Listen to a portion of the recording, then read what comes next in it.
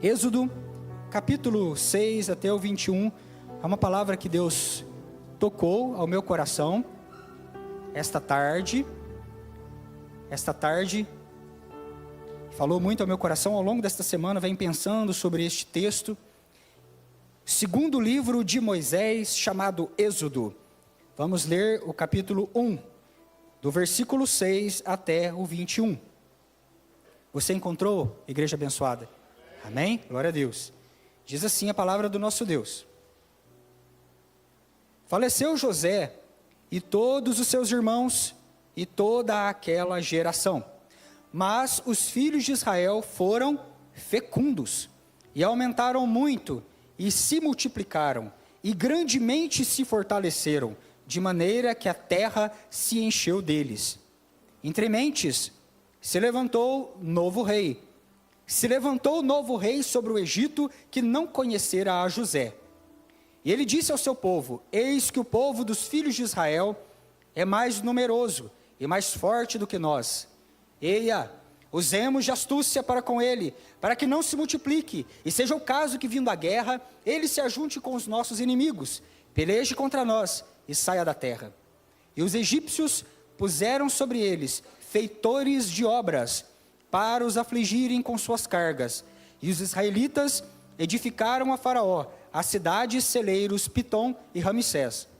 Mas, quanto mais os afligiam, quanto mais se multiplicavam, tanto mais se espalhavam, de maneira que se inquietavam por causa dos filhos de Israel.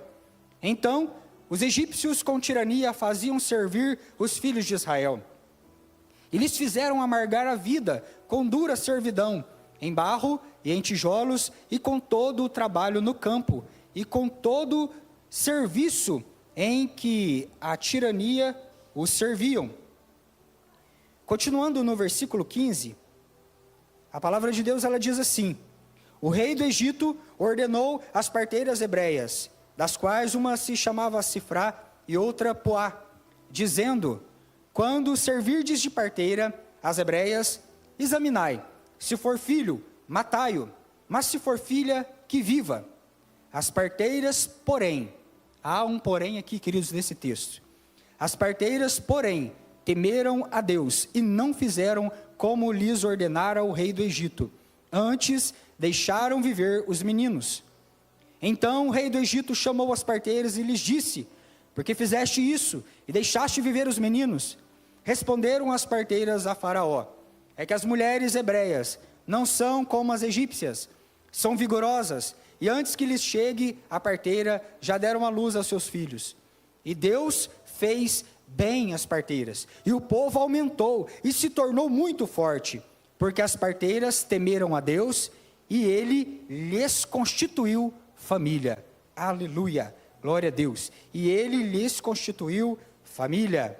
Queridos, eu tenho ensinado a vocês que quando Jesus ele veio a essa terra, quando o Pai ele veio a essa terra, é muito curioso nós notarmos que Jesus, ao encarnar, ao vir como homem, ele escolheu uma profissão muito interessante, muito sugestiva, que é a profissão de carpinteiro. Jesus poderia vir, nessa terra e ser um oleiro, ser um agricultor, talvez um pastor de ovelhas daquele tempo. Talvez Jesus pudesse ser um homem de qualquer outra profissão naquele tempo, nos tempos bíblicos.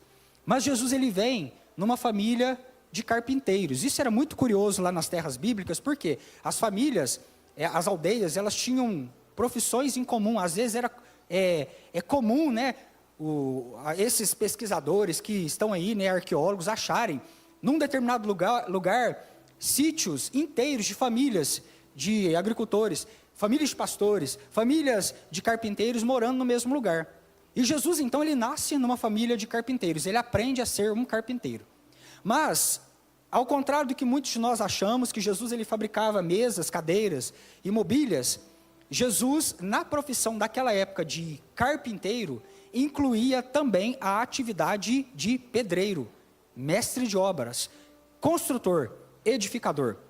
E é claro, com toda a certeza, queridos, com evidências históricas, bem comprovadas, bíblicas, é possível que Jesus tenha sim edificado casas para aquela época. Por quê? Porque a profissão de carpinteiro também era a profissão responsável por edificar casas. Então, Jesus vem e ele entendia de casa, entendia de pedra angular, entendia de base, entendia de fundação, entendia de carpintaria. Jesus é um edificador, alguém que está edificando o tempo todo. E nas palavras, nas ilustrações do mestre, ele sempre está apontando para nós que ele veio à terra.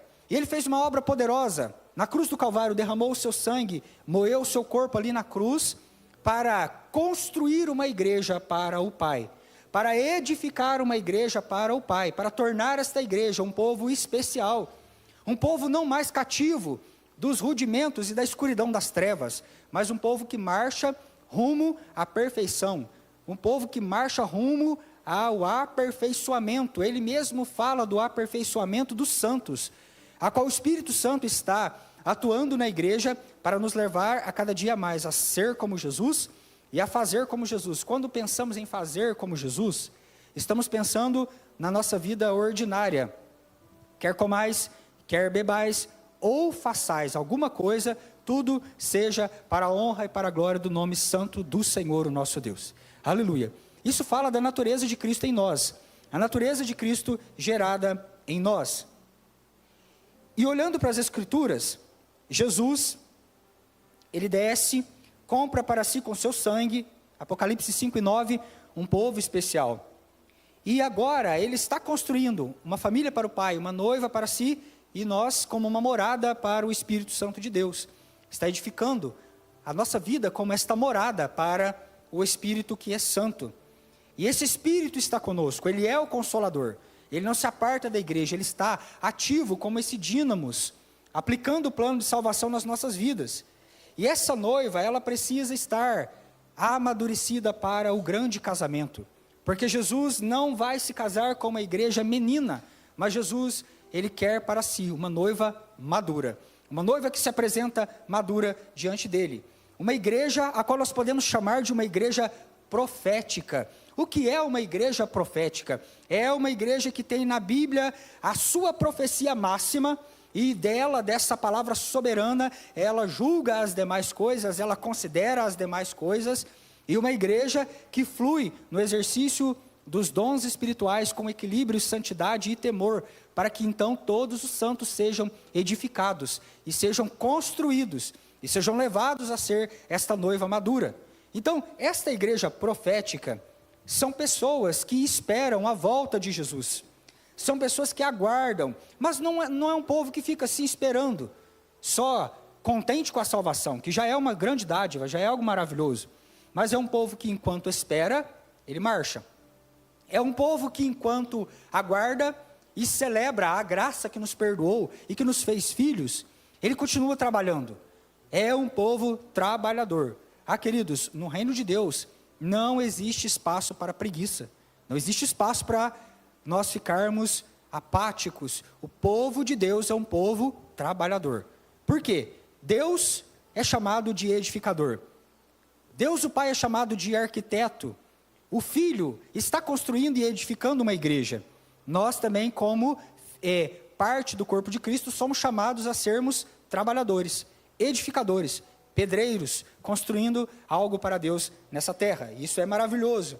Então, nós estamos trabalhando. Não vamos ficar igual aquelas pessoas da época do apóstolo Paulo, que Paulo teve que escrever lá em Tessalonicenses para eles, dizendo: olha, vocês estão com muitos pensamentos errados acerca da volta do Cristo. E aí Paulo vai ensinando a igreja, que não era para a igreja ficar parada, era para a igreja continuar, marchar. Não era para ficar esperando sentado à volta de Jesus. Enquanto nós aguardamos, nós caminhamos, nós trabalhamos, provocamos a descida do reino dos céus. A Bíblia diz que os últimos dias seriam dias como os dias de Noé. Você se lembra? As Escrituras narram em detalhes os dias de Noé. As pessoas comiam, bebiam, casavam, davam-se em casamento. Não que comer e beber seja algo ilícito e ruim. Na verdade, alimentar é algo maravilhoso. Casar é algo maravilhoso, é propósito, e não é ilícito, mas você tem que entender que as pessoas da época de Noé estavam concentradas só nisso, estavam com os olhos só nas coisas naturais, estavam com seus olhos voltados para os detalhes da vida, vivendo para si mesmo, distraído nos trabalhos e nas preocupações, enquanto havia uma família por anos, Noé, edificando para Deus algo. Então, enquanto você tem uma família, a família de Noé, edificando, pedreiros trabalhando, construindo para Deus uma estrutura de salvação, você encontrava uma grande massa de pessoas totalmente distraída com as coisas e com as minúcias da vida, com os detalhes do comer, os detalhes dos relacionamentos, as distrações, os trabalhos, as preocupações. E é nesse momento que eu quero conversar com você sobre duas mulheres corajosas, que Deus chamou para serem as edificadoras num determinado tempo, um tempo muito importante da história do povo de Deus. Um tempo urgente, onde a fé estava ameaçada, o ânimo do povo de Deus estava comprometido, e o legado, a descendência, o futuro estava seriamente comprometido. E essas pessoas são duas gentias, as parteiras, que nós lemos aqui a história lá em Êxodo capítulo 1. Você sabe de toda essa história. Nós temos explorado a história do Êxodo, principalmente no culto passado, culto da Páscoa, falamos um pouco sobre o Êxodo, e você se lembra, queridos, que os filhos de Israel, eles se multiplicaram lá no Egito, e eles se tornaram numerosos demais. Estavam ali, Jacó desce para o Egito com a sua família, ali a família cresce, os anos vão passando, Jacó é sepultado, José é sepultado, toda uma geração passa. E agora os filhos de Israel estão enchendo a terra do Egito. E agora eu posso ver esses filhos ocupando o seu lugar no reino. Esses filhos ocupando espaços outrora não ocupados. E agora eles estão se multiplicando. Eles estão ampliando, estão tomando outros lugares. E é nesse momento que esses filhos frutíferos, filhos com capacidade de propagação e de ampliar, ou seja, estavam ocupando novos espaços. Uma casa que tem um casal, às vezes ele tem uma rotina mais simples e ocupa ou necessita de um espaço menor. Essa mesma realidade não é igual na casa onde você encontra 3 filhos, 4 filhos, 5 filhos. Faz-se necessário ampliar, não é verdade? É necessário aumentar a casa, é necessário rever a planta, o arquitetônico, é necessário fazer as modificações. Por quê? Porque os filhos estão ampliando, estão expandindo, estão ocupando lugares outrora não ocupados. E agora, queridos, nós encontramos aqui esses filhos que são frutíferos, esses filhos que estão ocupando lugares, e esses filhos fortes. A Bíblia diz que era um povo forte. A palavra de Deus diz que era um povo fortalecido. E assim, a terra está cheia dos filhos, assim como Salmo 112, versículo 12, canta e louva a presença do Senhor e a sua palavra. Mas agora, no meio deste cenário, onde os filhos estão descansados, você encontra ali uma terra, eles estão prósperos, eles estão se multiplicando, a família está crescendo, todo mundo está abençoado, todo mundo trabalhando, as coisas estão indo muito bem para esse povo. De repente, uma ameaça se levanta e ela vem contra o povo de Deus. Preste muita atenção nisso. Essa ameaça é um faraó, e esse faraó se levantou. Esse faraó, ele se levantou, e a Bíblia diz que ele se levantou contra, e o sentido de levantar contra é orientado contra a pessoa. Ele se levanta com a intenção realmente de implicar com o povo de Deus, e de ir contra o povo de Deus, de derrubar o povo de Deus. Mas não somente há um posicionamento de Faraó, ou do inimigo, aqui, representado na figura de Faraó, como também há uma organização. Então, não veio um problema só, queridos, mas veio um amontoado de problemas. Despejou problemas sobre o povo de Israel.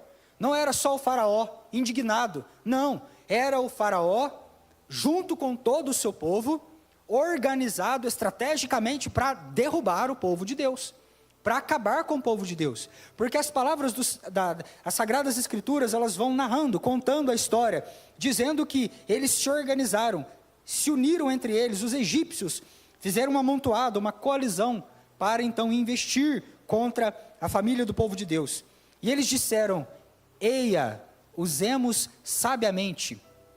Isso chama muita atenção e nos conecta com o pensamento de Paulo, lá para Timóteo. Usemos de sabedoria, sutilezas, usemos de, assim, um método que vai ser sutil, que não vai assustar logo de cara os hebreus, mas que vai infiltrar no meio deles. E eles vão se submetendo, se curvando. Quando eles perceberem, eles já estão curvados. Quando eles derem por si, já estão escravos. Quando eles captarem, né, a mensagem, já estarão com grilhões nos seus pés. Então ele convoca os egípcios, Faraó, e ele diz: eia, usemos de sabedoria, usemos sabiamente. E esse hebraico aqui, ele fala nessa sabedoria de atividades astutas do enganador. O que é isso, queridos? Perícia maligna, sabedoria maligna, astúcia maligna. Satanás estava investindo contra o povo de Deus com algo sutil, que o povo não estava percebendo. Algo sábio, arquitetado, para que os filhos do reino então não se multiplicassem, para que os filhos do reino então não se posicionassem como guerreiros. Ele mesmo diz: é necessário que esse povo não multiplique, é necessário que esse povo agora, ele venha ficar mirrado, é necessário que esse povo venha ficar pequeno. Por quê? Porque se esse povo se levantar e se posicionar, eles vão para a guerra, certamente eles vão se levantar e vão marchar para a guerra, eles farão guerra contra o império das trevas. E esse é o envio dos filhos, o povo de Deus, aliás, queridos, quando se posiciona para marchar contra o império de Satanás, se posiciona para investir, e o inimigo sabe disso, e é por isso que ele então faz toda essa trama. Vamos usar de sabedoria, vamos usar de astúcia maligna, vamos ter essa perícia para ser sutil, e ir devagarinho, e assim contaminando o povo, amarrando o povo para que o povo fique mirrado, e o povo então não mais assuma a sua armadura como guerreiros, como esses guerreiros armados, revestidos com as armaduras espirituais. E como é que Faraó fez isso? Ele aumentou a carga de trabalho. E a Bíblia diz que ele fez o povo servir com dura servidão, trabalho escravo. Há uma cadência de pensamento aqui, de filhos para servos, de servos para escravos. Então, cada vez mais, o jugo ia ficando mais pesado sobre o povo de Deus. O jugo ia ficando mais intenso. Havia ali, né, uma carga de servidão com dureza.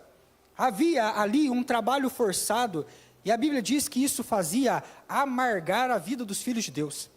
O povo de Deus, queridos, é um povo alegre. Olha, nós sabemos que a vida não é simplesmente feita de bons momentos. Isso é um fato.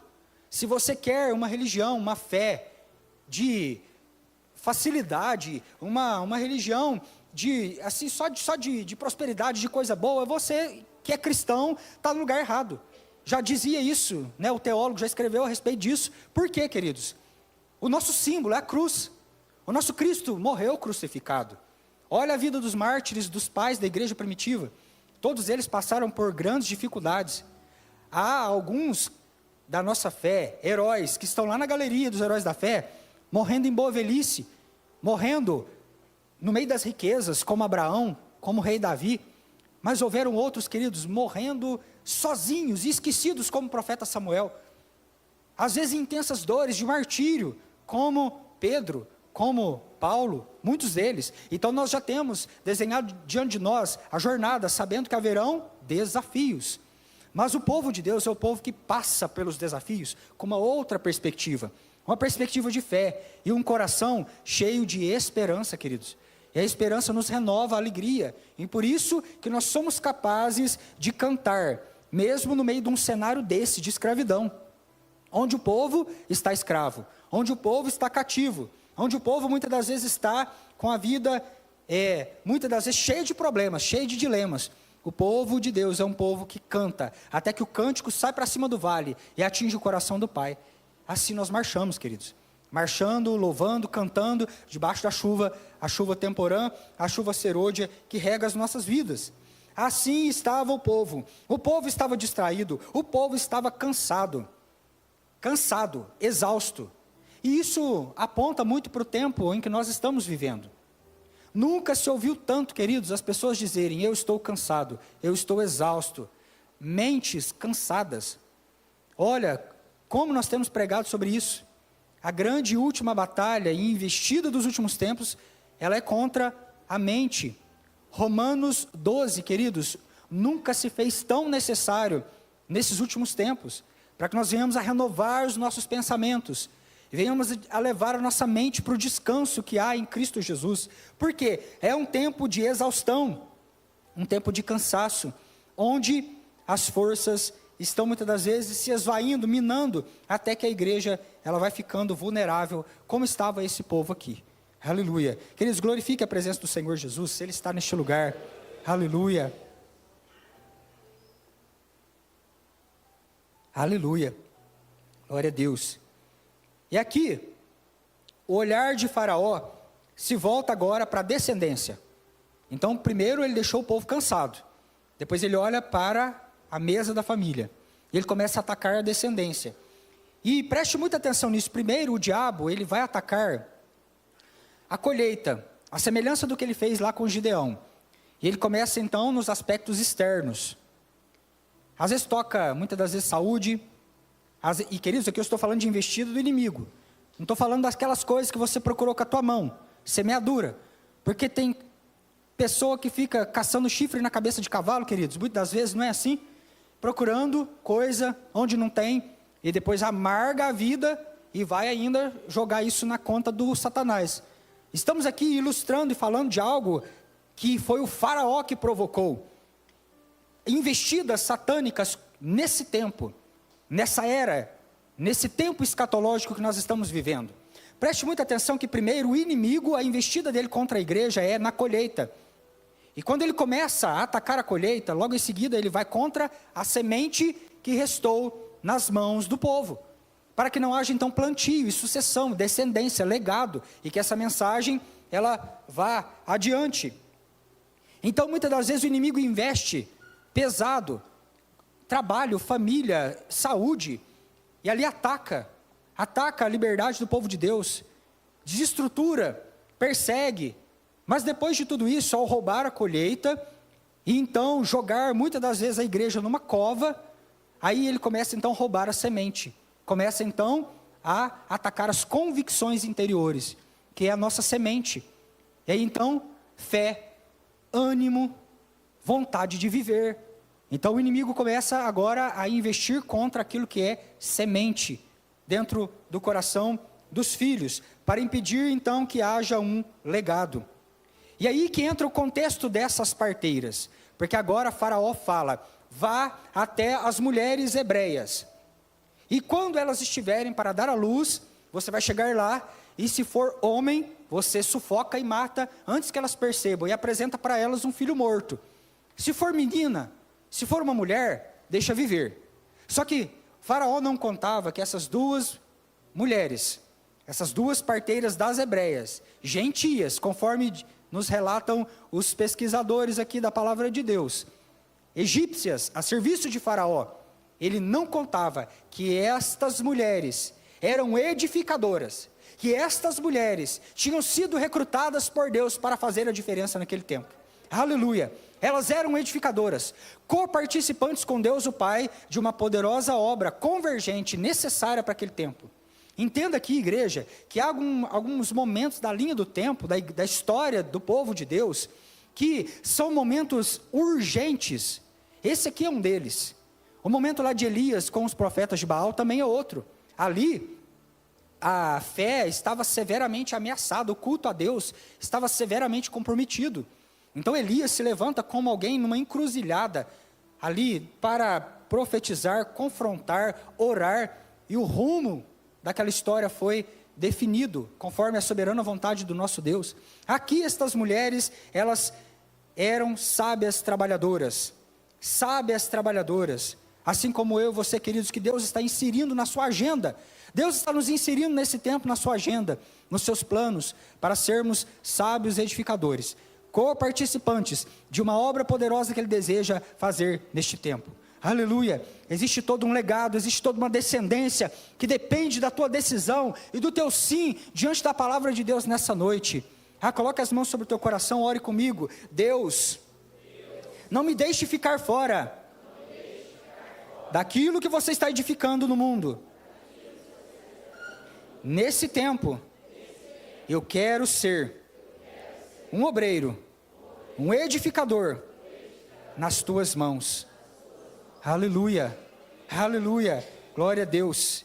Queridos, aqui nós vamos ter esses ataques, essas sutilezas atacando. Entenda que muitas das vezes o inimigo ele vai infiltrar, e ele vai tentar distrair você, fazer com que você fique olhando demais para o ataque externo, para o trabalho forçado. Quantas das vezes, irmãos, nós esquecemos que o nosso Deus é o Deus Jeová Rafá, o Senhor que cura. E às vezes ficamos com uma vida de dura servidão, por debaixo das enfermidades, quando Ele é o Deus que nos cura, que nos capacita, que concede o milagre. Quantas das vezes nós ficamos desesperados diante da escassez que muitas das vezes insiste em bater a porta, assolar este país. Mas Ele é o Deus, queridos, que está vestindo pela manhã os lírios do campo e que está servindo o banquete dos pardais. Os animais desse campo não estão passando fome. O que mais os filhos do reino? O que mais os filhos do reino, queridos? Por quê? Porque nós estamos debaixo da sombra do Onipotente. E precisamos entender isso, sabe? Para que Satanás não venha então a amargar a nossa vida com a servidão. Para que Satanás não venha jogar em cima de nós jugo. E venha então o povo a ficar sem colheita, a ficar sem força, a deixar de avançar. E muitas das vezes parar à beira do caminho mirrado, por falta de se alimentar. Precisamos exercitar a gratidão. Precisamos olhar para a figura do Cristo. A gratidão que havia nele. O tempo todo Jesus era uma pessoa que louvava, que agradecia. Graças te dou, ó Pai.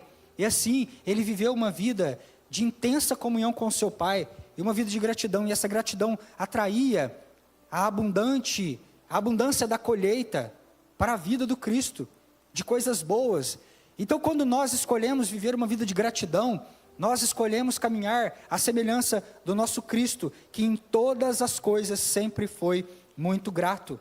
Há também uma ameaça interna. Por quê? Porque ele disse às parteiras, vá e mate os meninos. Vá e mate os meninos. Por quê? Sem os meninos, haveria uma mistura entre o povo de Deus e o povo egípcio.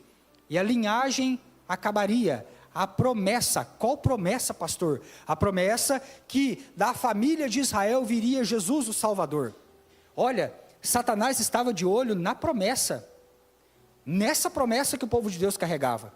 Por quê? Sem os meninos, sem os filhos, ali haveria uma mistura e a promessa ia acabar ali no Egito. Terminaria tudo ali. Então agora, Satanás está olhando, está investindo, e ele fala, mate os meninos. Mate os homens. São os homens que carregam a semente e passam adiante a semente, e com ela a promessa. Semente, a raiz da palavra semente é a mesma raiz da palavra logos. E a mesma raiz da palavra logos é a mesma raiz da palavra verbo. E a mesma raiz da palavra verbo é a mesma raiz da palavra promessa. E que inclusive verbo nos leva para a pessoa do verbo vivo que é Cristo Jesus. Então entenda que esses meninos estavam passando adiante, não somente o sobrenome da família, mas estavam passando uma promessa da família de Israel. Virá o Salvador, virá o Redentor, virá aquele que cumprirá todas as coisas, aquele que cumprirá todas as promessas. Aleluia! E é nesse momento, queridos, que eu quero chamar a sua atenção nesta noite, para que você olhe para o que Deus fez quando levantou estas duas parteiras. E o que Deus tem feito na tua vida neste tempo, que tem te escolhido, a semelhança dessas mulheres, para edificar e para passar como um intercessor, e para passar como alguém que vai mudar o rumo dessa história nesse tempo, como alguém que está edificando para Deus uma estrutura. que está edificando para Deus algo precioso. Olha, Filadélfia, existem vidas nessa terra que dependem da tua intercessão. Existem vidas que dependem da tua coragem. Por isso, você não pode mais ficar mirrado. Você não pode mais ficar acovardado. Você não pode ficar recolhido, encolhido, sabe? Muitas das vezes recuando quando é tempo de você marchar. Por quê? Qual é a característica dos filhos? Os filhos são frutíferos. Os filhos têm força. Os filhos ocupam seus lugares. Essas parteiras ocuparam o seu lugar. E quando o faraó disse, mata os meninos, mata a promessa, mata o legado, acaba com tudo isso, elas disseram, não, nós não faremos isso. Nós nos posicionaremos em santidade, em obediência a Deus. A Bíblia diz, as parteiras temeram a Deus. As parteiras temeram a Deus. E quando elas temeram a Deus, elas se portaram em santidade, em obediência, e com ouvidos atentos a ouvir a voz de Deus. E elas falaram, nós não vamos ouvir a tua voz, faraó. Nós vamos contra o sistema, porque nós estamos fechadas, unidas, de mãos dadas com o nosso Abba, o nosso Pai. A Ele nós respondemos. E a Bíblia diz que faraó chamou aquelas mulheres, para que elas viessem então comparecer diante da sua inquisição. Houve ali uma ameaça de morte, queridos, contra aquelas mulheres. E elas disseram, nós tememos ao Senhor, nós respondemos ao nosso Deus, nós devemos a Ele a obediência. Estamos unidas com Ele no plano de edificar para Deus uma estrutura eterna, uma estrutura duradoura. Da família de Israel sairá um que vai se assentar no trono celeste eternamente. Eternamente.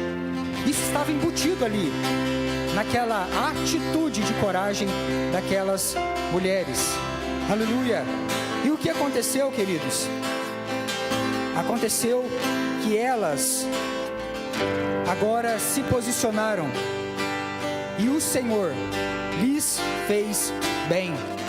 E o Senhor lhes estabeleceu uma família sólida. E o povo foi salvo, o povo aumentou, o povo fortaleceu muito. Olha, eu quero chamar a sua atenção para o teu propósito nessa terra. Não dá mais para você ficar distraído com as coisas desse mundo. No mundo tereis aflições. Tenham bom ânimo.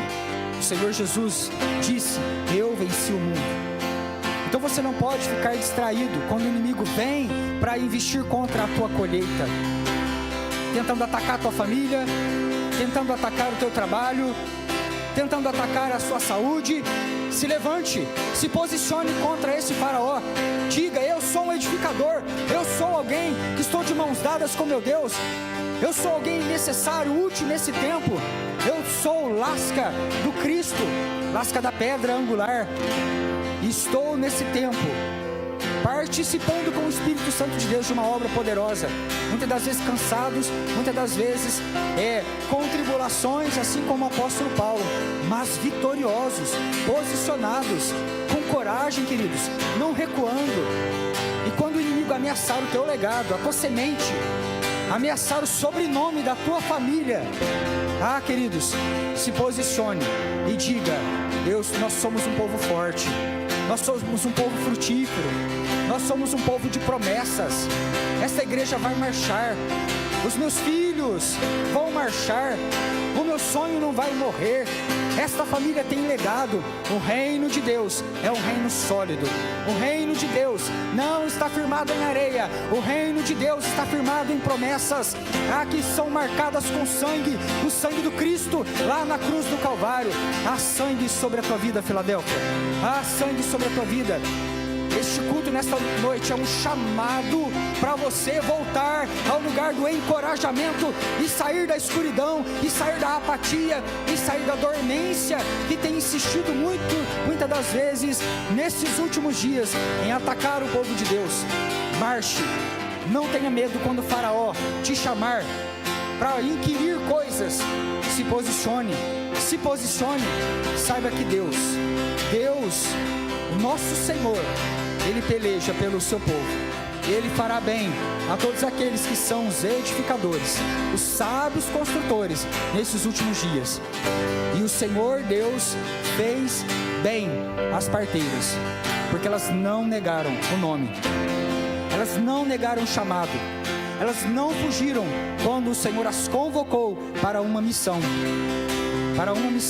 Sabe o que eu acho mais lindo? Aguenta um pouquinho aí. É que não houve mentira. O texto parece que tem uma mentira. As parteiras dizem: puxa, Faraó, quando nós chegamos lá, os bebês hebreus já nasceram. O povo de Deus é um povo forte.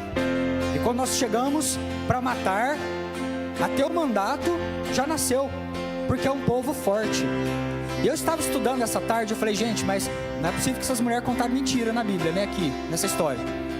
E aí eu fui garimpar, e a Bíblia diz que elas estavam falando a mais pura verdade, por dois motivos. Elas foram intencionais em confrontar o sistema de Faraó daquele tempo. Então as parteiras começaram a se demorar. Elas se demoraram. Faraó mandava elas fazerem coisas erradas, e elas se demoravam, e elas faziam vista grossa. Nós precisamos ir lá na casa do povo de Deus, matar, acabar com a semente deles, amando do inimigo. E aí elas se demoravam no caminho, até que o povo de Deus consumasse todas as coisas e o bebê nascesse. E aí elas chegavam lá: nasceu. Elas estavam enrolando no caminho. Então eu achei muito interessante isso. Falei: puxa, que coisa maravilhosa. Sabe por quê? Você precisa ser intencional em burlar os planos de Satanás. Quando o inimigo vier com conversa para cima de você, use de sabedoria, estratégia, intencionalidade, queridos. Se demore no caminho da verdade do teu Deus. Aleluia! Até que os planos do inimigo sejam frustrados. Mantenha o teu caminho se demorando naquilo que é a verdade, a vida eterna, até que os planos de Satanás caiam por terra e você veja as promessas de Deus nascendo. E por outro lado, há um consenso geral quando se estuda esse texto, que Deus fortaleceu o ventre das mulheres, e havia parto feliz em cada casa do povo de Deus. Os filhos nasciam, havia um parto feliz. Queridos, quem poderá nos separar do amor de Deus em Cristo Jesus? Teu ventre é fértil, Filadélfia. Você terá parto feliz quando você ousar e usar daquilo que o Senhor Deus tem determinado sobre a tua vida. Ousar sobre aquilo que o Senhor Deus tem determinado sobre a tua vida, que são as promessas, e caminhar nelas, e usufruir desta comunhão com o nosso Pai, com Deus, que não se esquece dos seus, que está constantemente abençoando aqueles a quem Ele ama. É necessário neste tempo que nós venhamos a nos posicionar.